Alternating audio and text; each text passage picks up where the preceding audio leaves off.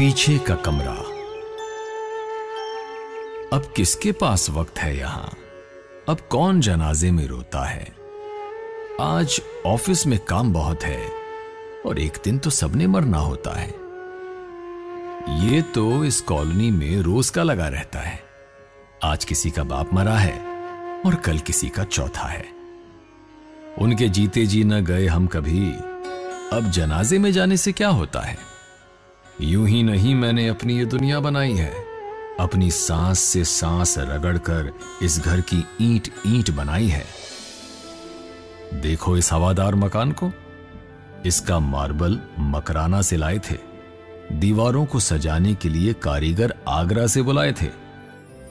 बाहर के कमरे से सनराइज और टेरेस से सनसेट होता है।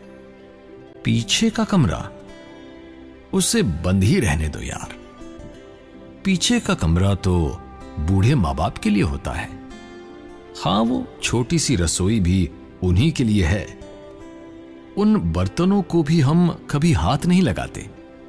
एक छोटू रखा है इनके लिए, वो ही इन बर्तनों को धोता है। मां बाप को हम जनरली मेहमानों से नहीं मिलवाते। मां जो कम सुनती है अपने में खो जाती है। बाप खांसते ही रहते हैं तो सिचुएशन ऑकवर्ड हो जाती है। कुछ गरीब रिश्तेदार हैं जो कभी कभी इनसे मिलने आते हैं।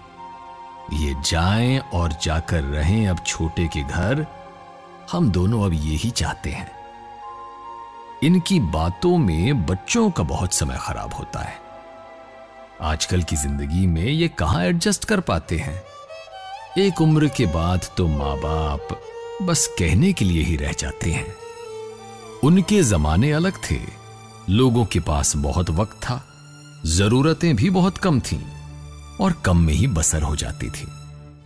मेरे कपड़े छोटा पहनता था और एक ही निक्कर कई साल चल जाती थी। 7 रुपए किलो दूध और 20 रुपए लीटर खाने का तेल आता था। कुछ भी मीठा बना हो घर में, पड़ोसियों में बांटा जाता था। पड़ोसी साले दगा दे गए, कभी फुर्सत में बताऊंगा। बातें ये बरसों की हैं, जहन में चिपकी हैं ऐसे जैसे बस ये परसों की हैं। खैर, जीवन है ये और ये ऐसे ही चलता रहता है। आंखों के कोरों से रिश्ता हूं देर तक, जब मेरा बड़ा बेटा मुझसे आकर यह कहता है कि पापा, पीछे के कमरे में अब की दिवाली आपका फेवरेट ब्लू कलर करवाएंगे।